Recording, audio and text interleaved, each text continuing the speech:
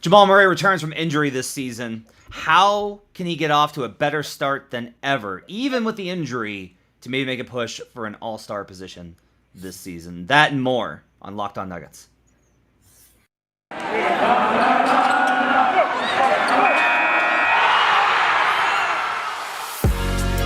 You are Locked On Nuggets, your daily Denver Nuggets podcast. Part of the Locked On Podcast Network, your team every day. Welcome to Locked On Nuggets, your daily Denver Nuggets podcast, part of the Locked On Network, your team every day. Thanks for making us your first listen each and every day. We're free and available on all platforms, including YouTube, where you can join folks. So Alec Gwynn's in with us. Hey, Alec, what's up, man? Hurricanes obviously in with us as always. Rayvon is here. Lots of folks in the chat. Make sure to turn on notifications and hit the like button. Subscribe on YouTube, and you can join the show live with us. If you missed it, as you're listening to this, I did record an episode last night on Tuesday night talking about MPJ and a number of topics. I actually was planning on doing this before my friend Tony Jones from The Athletic decided to rile folks up. So you can go listen to, if you're looking for thoughts on that, go check out last night's episode, because we got other things that are on the docket for today on a Wednesday. You talked about that last night? I did. I was like, I was going to do an MPJ episode anyway, because it was just rattling around my head, because I did a Most Improved Player podcast on buckets over the Action Network, and we obviously talked about MPJ a lot. So I was thinking about MPJ a lot yesterday anyway, and then I was like, I'm going to do this. And then right as I was getting ready to log on, I saw Tony doing Tony's thing and was like, well, we'll just talk about this on the show as well. So I talked about kind of my thoughts on that as well. I'm sure I'll share it I'll share a perspective since I was somewhat involved in it. I just saw the take from him online. He said he's not an elite shooter. You know, I obviously think that he is, and said I disagree with him. You know, full disclosure, he's coming on DNVR Nuggets tomorrow. We had him arranged to be on a guest like last week. I had scheduled him out. I like Tony Jones a lot. This is not like a contentious thing by any means. 90% of our arguments online, in my opinion, Matt, are semantic ones. Yeah. Like his definition of what an elite shooter is somebody that can do it and has proven to do it under pressure, under the highest stakes. Like, of course, Michael Porter hasn't really done that. He's had a couple high-profile shots that he's hit in the clutch in playoff games, so he does have some of that. But if your thing is like, are you sure he's going to do that to the level Klay Thompson has done that back against the wall? It's like, no. But to me, that's just a different definition. Yes. So again, it's always just how you define it. To me, Michael Porter has played 2 seasons. In those 2 seasons, he has been an elite shooter. And that's so like it's one of those things where it wasn't worth going back and forth with, because it's just defining things differently. Thanks so much for taking my entire second segment from last night and distilling it into 60 seconds. Appreciate that. So if you want to hear like a longer version of what Adam just said very succinctly and well in 60 seconds, go check out yesterday's episode. On today's show, we're going to talk about Jamal Murray. We were coming up with topics to get us through these dog days of the summer before training camp starts next month. Can you believe it? A month and a half when we're going to be back into basketball. But we're trying to think of topics, and one of the ones that I really wanted to deep dive into was talk about Jamal Murray and why it is that a player that is so well regarded by Nuggets fans, Nuggets media, honestly, the national media is very high on him. We all consider Jamal to be a very high-level player, and not just because he had the performance in the bubble. He was well-regarded before that and had great games after that, before the injury.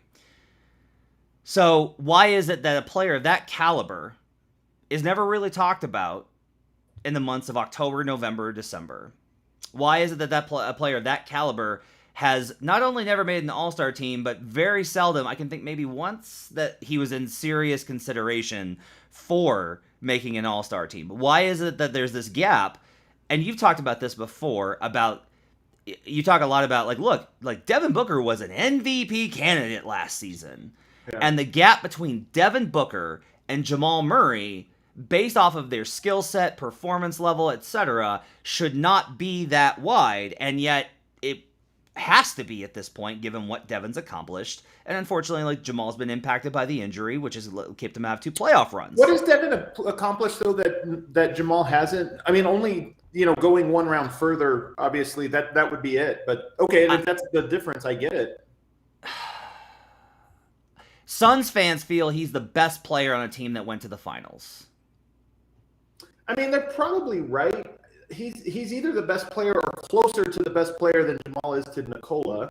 And Adam, and I would say that the All-Star appearances, like that, just getting there, like it is a tangible accomplishment, right? And like Devin's been All-NBA too, if you want to go that route, because I always care about All-NBA more. Where was his first?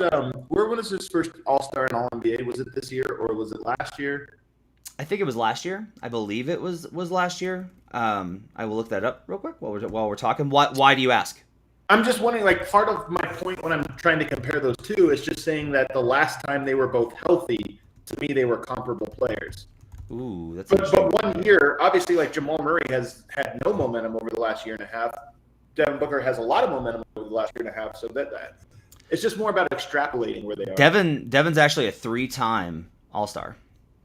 2020, 2021, and 2022. He has only 1 All-NBA appearance. So, but the point is, why is it that gap exists? And do you see it as a big gap? I think at this point, there's a couple of things here. There's skill and talent, and I'm trying to think of the word. There's level of player, right? Just to sum that up, and then there's like tier. If we're just talking about like what these players can do,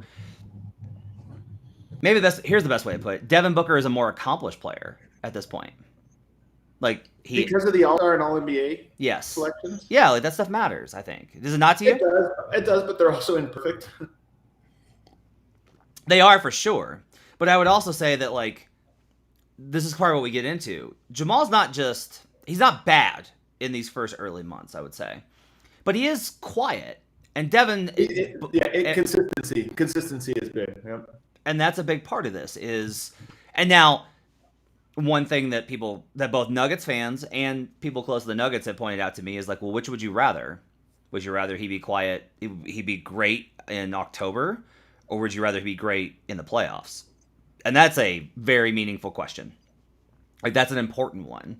Like, you'd rather have, like, that's why, honestly, today's discussion, to a certain degree, has, like, it has to be taken with a bit of nuance. It shouldn't be like the priority for Jamal Murray should not be, especially this season coming off the injury, should not be trying to have his best basketball in October, November, December. That's what's funny about it. He starts slow, and this is the ultimate year where everyone both expects, and maybe he should start slow. So he's not going to answer the consistency thing, I don't think, right out of the gates here. So, like, here's an interesting question, and this is well put by Brandon here. I feel like Jamal has been kind of on cruise control in the first half of the season, but as the playoffs come around, that's when he turns up, and I think that's accurate. I don't know that cruise control is the right word for it, though. I think if you ask Jamal if he wants to be an All-Star, he'd be like, yes, like that's absolutely something I want.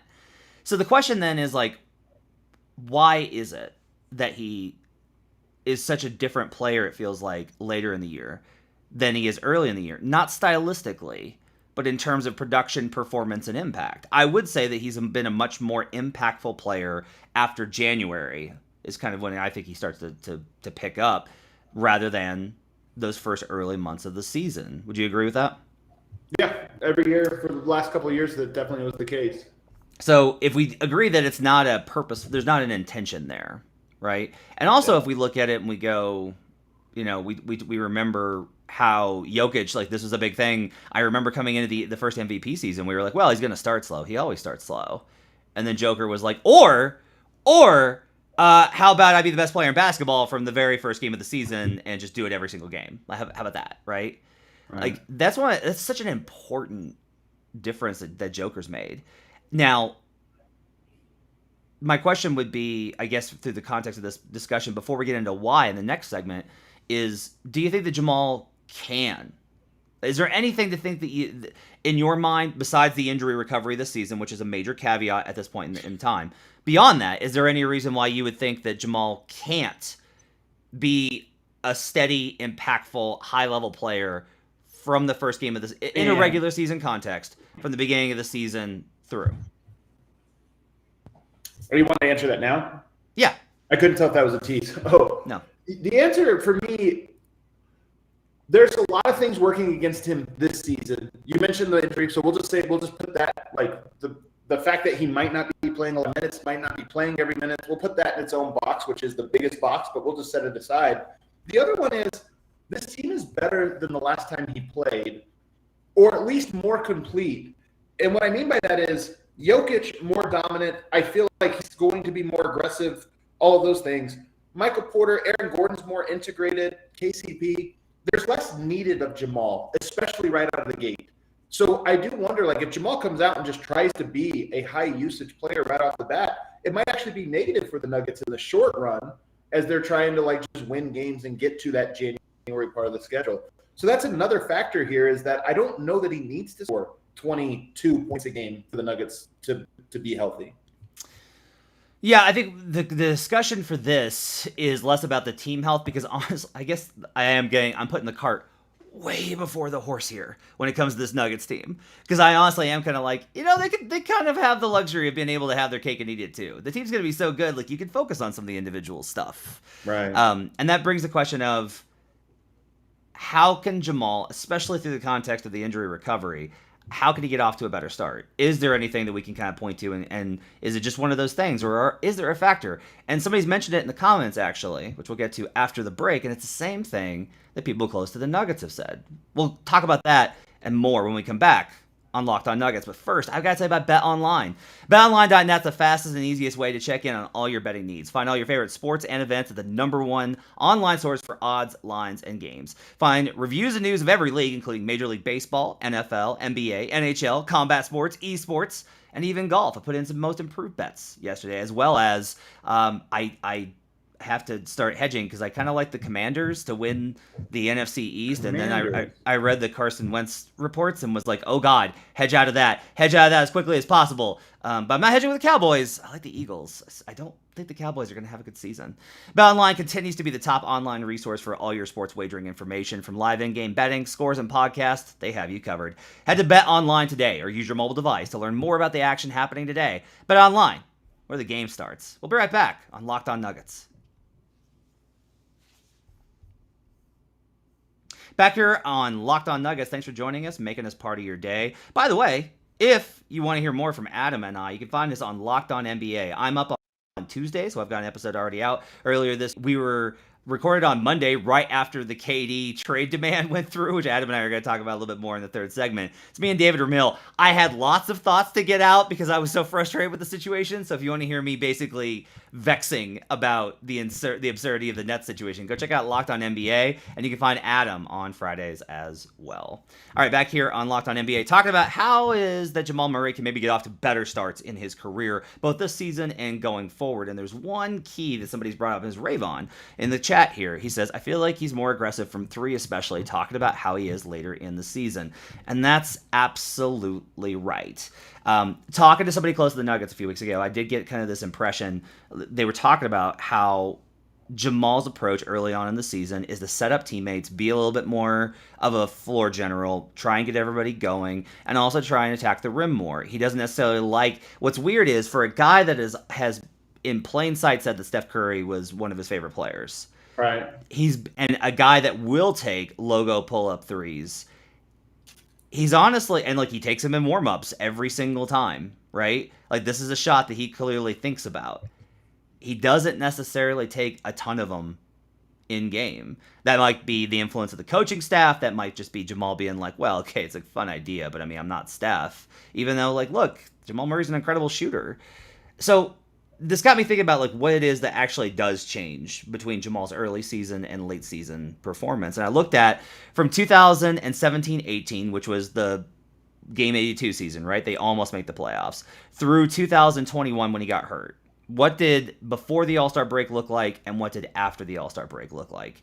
And the changes are honestly really pretty notable when you look at it, because in reality, he doesn't necessarily take more shots in general. He takes roughly the same amount of shots, but he does take and make a much higher percentage of threes. So he takes basically 0.6 more 3-point attempts after the All-Star break. And he winds up making them at a much higher level. He shoots 39.8% after All-Star, 33.9% before All-Star. Now, this doesn't count January when I think he's actually at his best, but I wasn't able to pull that data. You think he peaks in January? Not peaks. I think he starts to get going. I think he Okay. I think he peaks in March. Yeah. And then I think he peaks in May or in April. April, May. Yeah, he's a playoff gamer, which is great because he struggled a lot in that Spurs series, and that was such a big moment for him. And we talked about this kind of like with Aaron Gordon the first time he's really challenged, and he responded in that Spurs series in the first playoff run, and that helped him in the second series versus the Blazers. And then he was obviously great the following season in the bubble. So what we have here is that he does take a lot more threes. And one thing that's kind of been reiterated to Jamal in the offseason has been that he should be more willing to take pull-up threes early in the season. And part of that is, as he's coming back from injury, he's going to... I want to get your thoughts on this. Do you think it's going to be easier for him from an injury recovery standpoint with the nervousness about landing on the knee that still comes for a while? Do you think that we saw the tough finish in one of the summer runs at UCLA the other day on YouTube or on Twitter? Was that at UCLA? Yeah, that was my understanding. That was at the UCLA run. Maybe I'm wrong on that, but that's what I saw. He was finishing through contact there, but in an NBA context, a good way for him to get his production up and his confidence is for him to simply focus on 3-point shots, pull-ups, and catch and shoot early on in the season, and focus on, because there's a two-way impact here. It'll get his confidence and scoring going, because once he hits one, he usually gets real hot. And two, even if he's missing, that gravity, teams are still going to respect Murray shooting those. They are. They're going to respect Murray shooting those threes. He has garnered that much respect around the league, and that's the gravity everyone talks about, which will open the floor for everybody else, which was such a sore point last season. It's amazing the Nuggets offense was as good as it was with so few gravity threats. Do you think that taking more threes, pull up and off the catch next season, is a good idea for Jamal Murray early on? It's interesting because the numbers you're sharing kind of bear out the answer is yes. And I do think in general, more threes is better from your guard position, especially if you're capable of knocking them down. It's funny, the difference between Jamal and Bones in age is only like 4 or 5 years. I think it's 4 years.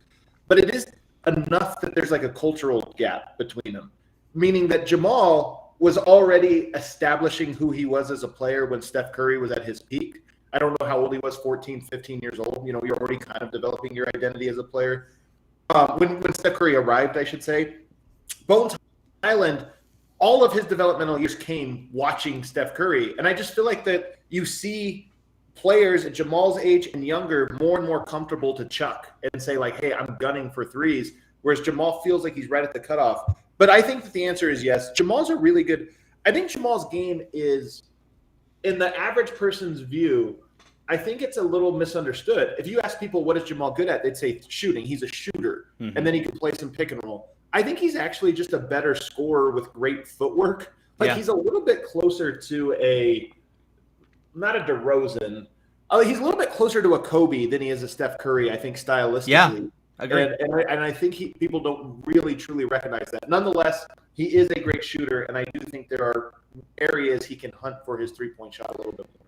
Like, he's got that pivot pump fake underneath layup. He's got great footwork. His footwork is extremely underrated. Yeah, like he has absurd footwork, and that's not going to go away. Like, that's one thing that I don't ever remember anecdotally. I don't recall ever like seeing a player get injured and then be like, yeah, his footwork really fell off. Like, once you have good footwork, And I saw, like, when he was ramping up and we thought maybe he'll play, maybe he won't, like in the lead up to the playoffs, we saw him doing one-on-one workouts with coaches. Of course, he's going to cook those guys, but he was cooking them with elite footwork. Like, it looked like Kobe at an open run, like where just defenders are jumping at the wrong shot fake or this or that, or he's spinning around him and getting wide open layups. Like, his footwork, I know for a fact it's not gone because I've seen him do it at least in one-on-one workouts. Right. So, and this is kind of an interesting question if we put it from this perspective, because what we're talking about oftentimes, not always, like, you can have great footwork on like step backs off of a pick and roll, right? Which he's really good at. But, kind of utilizing some of that stuff, but as well as also just like firing up more threes. We're talking about different. It's all in the context of basketball, right? It's all basketball. But we are talking a little bit more about catch and shoot opportunities and a little bit more ISO, especially if he catches the ball, kind of dribbles up, and then takes a pull up three, right? Which is less of pick and roll. I do kind of wonder if this is something to kind of consider if, because like pick and roll with Jokic and him is so much, it's just butter. It's peanut butter and jelly, right? It's butter and toast. But I wonder if in order to get him through to kind of this approach early on in the season to get him going and to manage the injury recovery, if running less pick and roll might be a benefit. I'm not sure on that. This is just coming off the top of my head. I don't know either. I'm part of this is more, Denver, where do you set the screen on the pick and roll? The Nuggets and Jokic in particular love to do screen, rescreen. That maybe there's a way to teams defend them. But I do think there's an opportunity to try a little bit more of the Damian Lillard high screens where it's like, hey, we're going to set the logo so the defense goes, under. We want you pulling up a little bit more liberally. I don't know. I think, honestly, it's mostly just a mind frame. And part of what makes Jamal great is he's very comfortable in the mid-range. He's a great mid-range shooter. And he's very comfortable and actually, I think, prefers attacking the basket. And so some guys are wired threes first, basket second. I think Jamal's a little bit more the other way, or at least closer to 50-50. Yeah, it's an interesting question. I also think it's another one that's kind of I wonder about this with the knee and everything, because like Rayvon says, I'd love to see him come in more off-ball screens. I wonder if that contact and that, because you're always a little bit off balance when you're coming off of screens. You're either leaning hard one direction coming over, or you're making body contact and then that shuffles your feet or whatever. Like, I wonder if that could be an element of it. And a lot of this is just like, look, Jamal's going to dictate all this. And Jamal's just like, no, I'm fine. Right? Like, if he's just like, oh, I'm fine, then this is going to be irrelevant. What I will say, though, is I do think that, pick and roll, here's a good example of how to accomplish both, is just run the high pick and roll and authorize him to be like, look, if you have space off that pick and roll, take that three. Take it. What I think is interesting there is typically my reservation in those shots is I'm often like, well, look, can you get a better shot if you work the clock? Right? I'm the worst shots the shots I hate the most are mid transition, not even full transition, just like everyone's kind of coming up court and the guy just chucks it up. I say that having watched the Rockets a lot this month and seen that so many times I wanted to scream. But the difference is like Jamal Murray is the type of player that you want taking low percentage shots because he's such an exceptional scorer. And getting him back to that level and getting him back into the zone and understanding all that. Plus, as we talked about, the gravity I think is just going to be exceptional. If he takes those and he's pulling a defender out and you give Jokic fewer defenders collapsing in to work with, you're going to find easy buckets almost every time. I think that an approach like this from Murray, if he chooses to take it, because it's going to be up to Jamal, would open up things both for Jamal, maybe improve him right off the bat, especially relative to coming off of the injury, and it's going to get other guys involved. Would you agree? Yeah, I think this is the most interesting thing. When Jokic rolled his ankle, he invented the Sombor shuffle. Now, that's a very specific thing he did as an adjustment to a new limitation he had physically, right? I think Jamal can, in similar ways, add a little bit more comfort shooting the three as he is not quite fully comfortable attacking the basket the way he once did. If you just learn to be a little bit, pick your spots a little bit better on those pull-ups, and then when you are more comfortable, you have both, sort of weapons at your disposal, I think it could be a way that he can improve himself through this injury. All right, let's take a break. We're going to come back, and we're going to talk about, well, we're going to get Adam's thoughts on the Kevin Durant debacle in Brooklyn, as well as there's one big reason why Denver's organization is better suited to hold out against the kind of things the Nets are going through. And his name's obviously Nikola Jokic. We'll talk about that when we come back on Locked On Nuggets. Back here on Locked On Nuggets, thanks for joining us, making this part of your day. We're free and available on all platforms, including YouTube, if you want to join the show. Great commentary and discussion today in the comments. Zamora, who was in last night, is with me again. Hurricane, who's in with me last night, is in here again. Trorgs is in here. J27. Rayvon's with us. David Shea's with us. So many folks. Love seeing you guys every day. It's really awesome to have this community that we're building here on Locked On Nuggets on the YouTube channel, as well as the longtime listeners on the podcast. We love you guys too. Someone actually sent over a really great question. I put up the MPJ episode last night, and someone replied on Twitter with a really great idea for another episode talking about what usage and shot distribution should look like next season. So after Adam gets back from Serbia with DNVR, I want to make sure that we put that one on the docket. So we will get to those kind of things. If you guys have suggestions for the show that you want us to talk about, hit us up on Twitter at Locked On Nuggets. Okay, so moving on from Jamal. On Monday, Shams Charania of The Athletic reported that Kevin Durant met with the Nets last week with Nets owner Joseph Tsai and issued an ultimatum. Hey, you either fire Sean Marks and Steve Nash, or I want you to trade me. It was a respectful and professional meeting in which he asked for his GM and coach to be fired. To give some I do appreciate that. It was tasteful. It was tasteful. Tasteful. It was. There's another context that I want to point out here. Ethan Sherwood Strauss on his Substack has commented on the fact that ESPN has not commented on the story at all since it came they out have on now. Monday. They have now, but it took a long time, and the comments are, let's say, Sean Marks' point of view, sort of like it's. I think the headline was like Sean Mark or Joseph Tsai shows Backs support. Sean. Back Sean Marks. Look, I'll also say this: the idea of like that side being slanted is fair, but do you think that the Nets were the ones that leaked to Shams Charania that Kevin Durant threatened out? You think Joseph Tsai called Shams and was like, yeah, no, he wants me to fire my GM and my coach. Crazy, right? No. This is like, fuck it. Shams is coming from the agent side. Woj is coming at it from the team side. Woj has connections on both sides. Shams has connections on both sides. But both of them lean one direction at this point in their careers.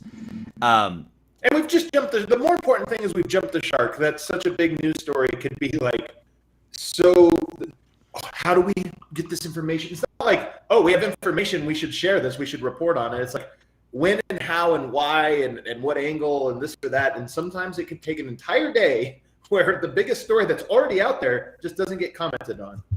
Yeah. Ridiculous. Insanity. So the reason I want to put this in a Nuggets context, I put out a tweet on Monday when I was kind of venting about the entire situation, giving my thoughts on it, that it's possible. One of the things that's brought up is like, well, look, he's the most powerful, like he's one of the best players in the NBA. Right? Kevin Durant's one of the best players of the generation. You know, he's earned the right to do this and to have this kind of influence. And I don't even necessarily disagree with the idea of whether he has a right to or not. But I made the comment of like, Tim Duncan and Steph Curry dominated for their respective, like Duncan for 15 years 18. and Steph for 10 years now. 10 years, 2013. But really since 2015 has dominated the league. Both of those guys are part of the conversation in their organizations. Greg Popovich, if he was going to sign a player, would, like, this has been commented on, even from the Spurs who don't talk about anything, that Pop would ask Timmy, like, hey, Timmy, what do you think? And Tim would give his thoughts. Tim would say, like, hey, that guy, that'll work. Or, that happens. They've asked Steph Curry. They asked Steph Curry and the players about, hey, we're probably going to let go of Avery Bradley and keep Gary Payton. And they were like, what are you doing? Are you crazy? Well, it worked out pretty well. And the reason that this kind of thing is those players were voices in the room, but they empowered everyone in the organization to be the best at their job. Coaches, trainers, development staff, management, everybody, business side, everybody. Like that's how you raise everyone up with your talent while also making sure that your views and interests are included. A front office shouldn't just ignore a star player. I don't think that that's a good way to do it. I don't have a lot of instances of that happening. Typically speaking, the owner or the management is pretty much like, I better check with this guy so I don't get fired, right? And clearly, like, that's been the case here. And I think one of the things that's important is Nikola Jokic doesn't have the championships of Steph Curry and Tim Duncan. He may never have the championships of Steph Curry and Tim Duncan because they're unique situations where the culmination of great organizations, great talent, fortune, everything coming together at once, and health. Right. But Nikola Jokic, to me, definitely, at this point in his career, several years into his prime, when he's a 2-time MVP, to me reflects the same kind of approach and value. Like, if anything, Jokic could maybe be more assertive, but I don't know that he's not assertive in these conversations. But it definitely feels like, even if Jokic is like, can we do this? Can we get me a shooter or whatever it is? There does feel like there is also a very much a thing from Jokic of like, I trust everyone to do their jobs.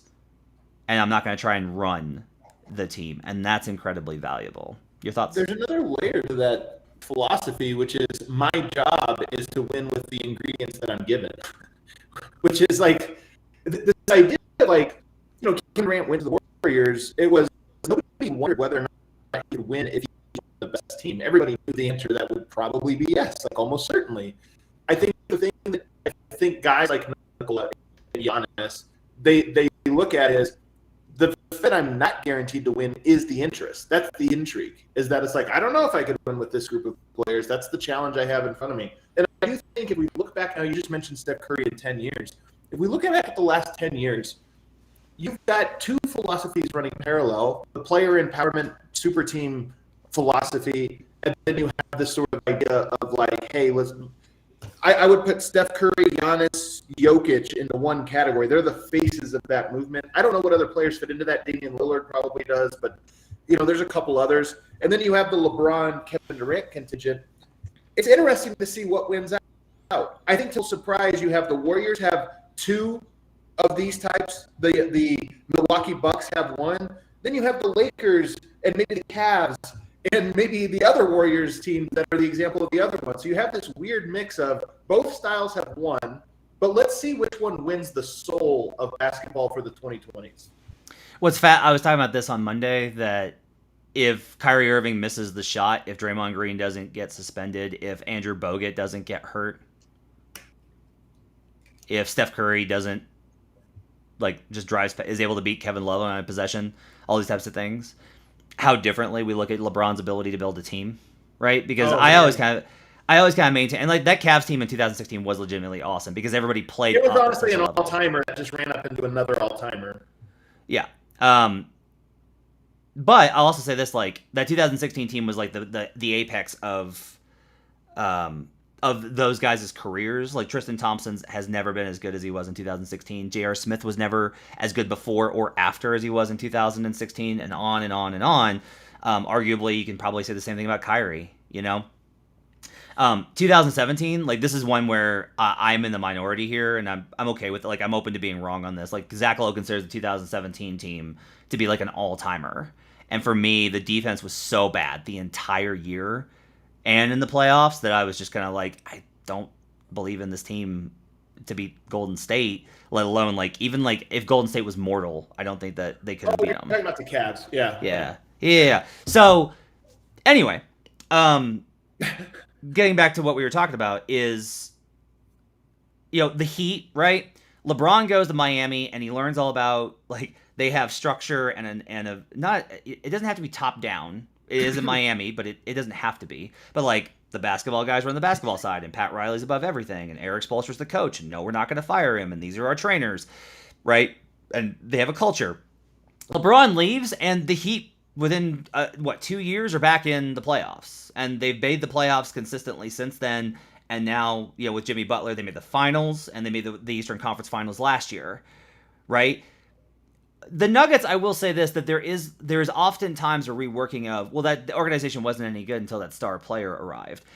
And oftentimes I think that there's like an underpinning that starts to be there that at the same time that enables that star player, at the same time that star player rises. Like Joe Lacob took over the team and traded Monte Ellis instead of Steph Curry and got booed for it. They also traded Draymond Green. They brought in Jerry West, and they hire Bob Myers, and they build what is a really good health and training staff, and a really good analytics department, and a great coaching staff with Steve Kerr.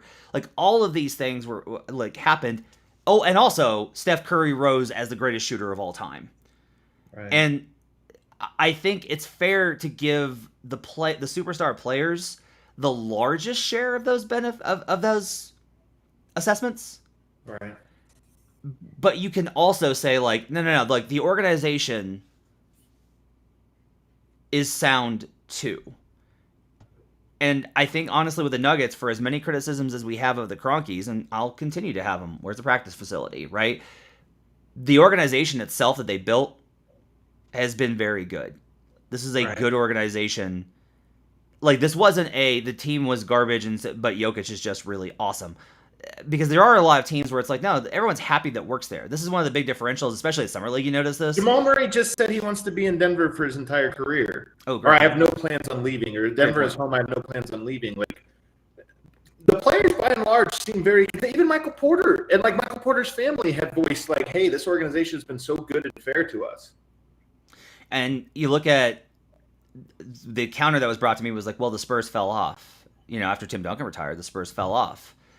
Yeah, because Kawhi Leonard had a very specific situation that was like a black swan event. And if Kawhi is more like these other guys, that's fine. He gets to be like, I want to play in LA or be Kawhi. Sure. But if he's more like those other guys, again, the bigger point here is just, you know, maybe the bar is higher for having talent that are wired that way. I think that's true. The bar is higher for management, and maybe that's the failure of Sean Marks. Is Sean Marks was looking for a Tim Duncan, and he got a Kevin Durant, and those are different approaches, and one's much harder to navigate, obviously, because Tim Duncan never wanted anyone to be fired in a professional and respectful meeting. But it does say that very tasteful.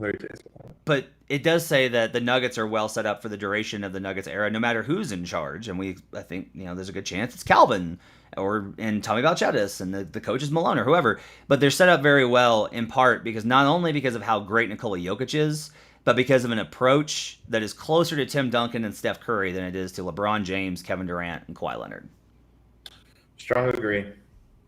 All right, let's go wrap it up for Locked On Nuggets for a Wednesday. Thanks for joining us, guys. Really appreciate it. We'll be back this week with more episodes. Really appreciate you guys joining us in the chat. Make sure to subscribe to YouTube. Hit the like and subscribe button if you want to join in the chat. If not, head over to Apple Podcasts and give us those 5-star reviews. Every week, here's a sign. Every week we get like these emails from Locked On Management about like whose ratings have gone up and who's... help us out. Like, get us up there. Like, We've never won that. Yeah. We've never won that. Help us out. Give us those 5-star reviews on Apple. Helps us out so much if you guys can do that. Create other email addresses. Totally fine with you guys just farming this out. Do it.